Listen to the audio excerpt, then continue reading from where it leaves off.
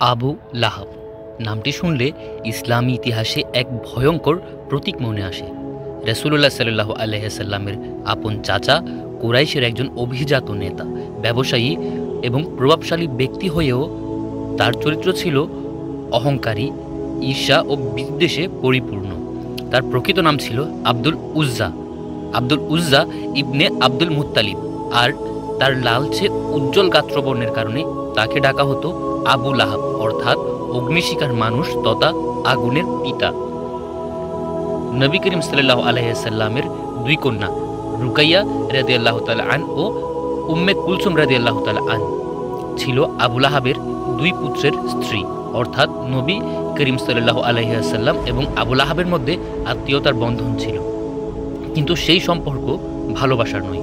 অহংকারে বাধা ছিল আবু লাহাবের ক্ষেত্রে। সে নবী সাল্লাল্লাহু আলাইহি সাল্লামকে কখনোই আন্তরিকভাবে সম্মান করত না। যেদিন রাসূলুল্লাহ সাল্লাল্লাহু আলাইহি সাল্লাম আল্লাহর নির্দেশে প্রথম প্রকাশ্যে ইসলামের দাওয়াত দেন, সাফা পাহাড়ে দাঁড়িয়ে সবাইকে সত্যের ডাক দিলেন, সেদিন আবু লাহাব প্রকাশ্যে বলল, তোমার সর্বনাশ হোক, এজন্যই কি তুমি আমাদের ডাকলে?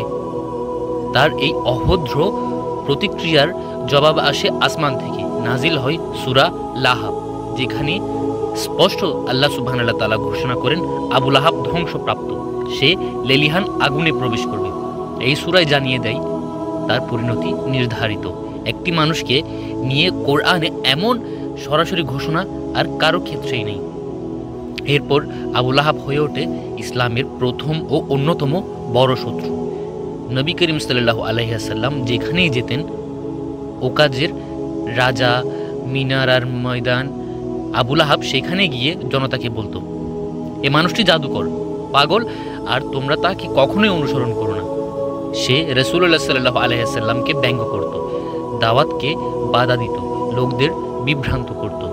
তার দুই ছেলে, যারা রাসূলুল্লাহ সাল্লাল্লাহু আলাইহি সাল্লামের জামাতা ছিল, নবুয়তের শুরুতেই আবু লাহাব তাদেরকে দিয়ে তালাক দিতে বাধ্য করে নবী করিম সাল্লাল্লাহু আলাইহি সাল্লামের দুই কন্যাকে। তাদের একজন ছিল উতাইবা, যে নবী করিম সাল্লাল্লাহু আলাইহি সাল্লামের সামনে দাঁড়িয়ে কটূক্তি করে তার কন্যাকে তালাক দেয়। এতে রাসূলুল্লাহ সাল্লাল্লাহু আলাইহি সাল্লাম অসম্মানিত হন এবং তার মনক্ষুণ্ণ হয়। তার এই কষ্টের ফলে আল্লাহ সুবহানাহু ওয়া তাআলা পরবর্তীতে তাকে দুনিয়াতে চরম লাঞ্ছিত করেন এবং এক পর্যায়ে এক ভয়ঙ্কর সিংহের আক্রমণের মাধ্যমে তার মৃত্যুবরণ হয়। আবু লাহাবের স্ত্রী উম্মে জামিল, সে তো ছিল আরও হিংস্র। রাতে নবী করিম সাল্লাল্লাহু আলাইহি সাল্লামের পথের সামনে সে কাঁটা ছড়িয়ে দিত। রাসূলুল্লাহ সাল্লাল্লাহু আলাইহি সাল্লামকে ব্যঙ্গ করার জন্য নানা ধরনের কবিতা বানাতো। সত্যের পথে আগুন জ্বালানোর জন্য কাঠ বহন করত। কোরআনে তাকে ডাকা হয়েছে আগুনের কাঠ বহনকারিণী, যার গলায় আগুনের রশি। বদর যুদ্ধে কুরাইশগণ পরাজয়ের পর আবু লাহাব ক্ষিপ্ত হয়ে ওঠে, কিন্তু যুদ্ধের কিছুদিন পরই সে আক্রান্ত হয় এক ভয়াবহ পচনশীল রোগে। লোকেরা তার কাছে যেতে ভয় পেত, দুর্গন্ধে তার ঘর নষ্ট হয়ে যেত।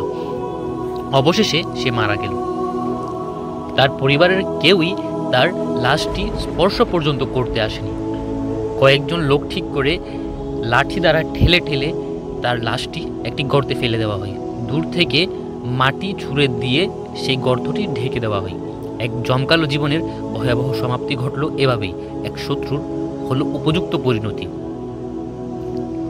সূরা আল মাইসাদ তথা আবু লাহাবে আল্লাহ তাআলা বলেছেন, সে প্রবল জ্বলন্ত আগুনে প্রবেশ করবে। এটি শুধু সাধারণ আগুন নয়, বরং এমন আগুন যা ভেতর থেকে জ্বালাবে, বাইরে থেকে গ্রাস করবে, আর আগুনের শিখা থাকবে পাহাড়ের মতো উঠে তাকে ঘিরে ধরবে।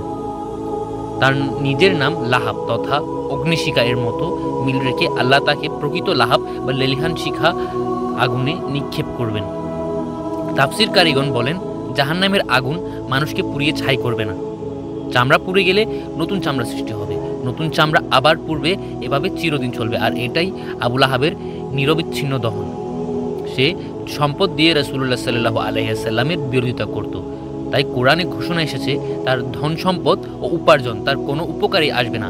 জাহান্নামে তার ধন সম্পদ তাকে এক মুহূর্তও রক্ষা করতে পারবে না।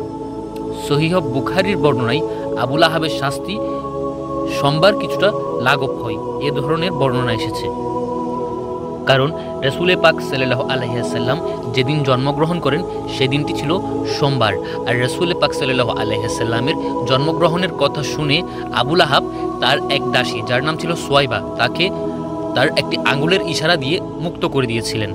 আর সেই জন্য প্রতি সোমবার তার ওই আঙ্গুল থেকে পানি বের হয়ে তার চারপাশের আগুনকে কিছুটা কমিয়ে দিয়ে তার কষ্টকে লাঘব করে। আলেমরা বলেন, যদি নবী সাল্লাল্লাহু আলাইহি ওয়াসাল্লামের জন্মে আনন্দ প্রকাশ করে একজন কাফির সপ্তাহে এক মুহূর্তের জন্য কম শাস্তি পায়, তবে ইমানদাররা কত বড়ই না প্রতিদান পাবে তার ইঙ্গিত রয়েছে এখানে। তার স্ত্রীকে কোরআনে বর্ণনা করা হয়েছে আগুনের কাঠ বহনকারিণী, যার গলায় থাকবে আগুনের মোটা রশি বাঁধা। তাফসিরকারীরা বলেন, যেমন সে দুনিয়াতে কাটা ও কাঠ ছড়াতো নবী সাল্লাল্লাহু আলাইহি ওয়াসাল্লামকে কষ্ট দিতে, আখিরাতে সেই কাটা ও আগুন তার শাস্তির অংশ হবে এবং তারা দুজনেই একত্রে জাহান্নামের এক গভীর স্তরে শায়িত থাকবে। আবু লাহাবের কাহিনী আমাদের বলে, সত্যকে অস্বীকার করলে বংশমর্যাদা, সম্পদ এগুলোর কোনো কিছুরই কোনো মূল্য নেই। রাসূলুল্লাহ সাল্লাল্লাহু আলাইহি ওয়াসাল্লামের শত্রুর পরিণতি দুনিয়া ও আখিরাতে দু জায়গাতেই ভয়ঙ্কর। সূরা লাহাব কোরআনের এক জীবন্ত মুজিজা। সে বেঁচে থাকা অবস্থায় ইসলাম গ্রহণ করলে সূরাটি মিথ্যা হতো, কিন্তু সে তা পারেনি, কারণ এটা ছিল আল্লাহ সুবহানাহু ওয়া তাআলা কর্তৃক পূর্ব নির্ধারিত। আল্লাহর প্রতিশ্রুতি সর্বদা সত্য। আল্লাহ সুবহানাহু ওয়া তাআলা আমাদেরকে সর্বদা তার প্রতি ঈমান রেখে তার হাবিব সৈয়দুল মুরসালিন রাহমাতুল আলামিন নবীর দেখানো পথ অনুসরণ করতে পারার তৌফিক দান করুক, আমিন।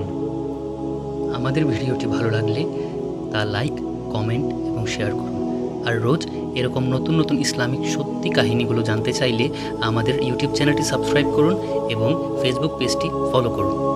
জাযাকাল্লাহু খায়র।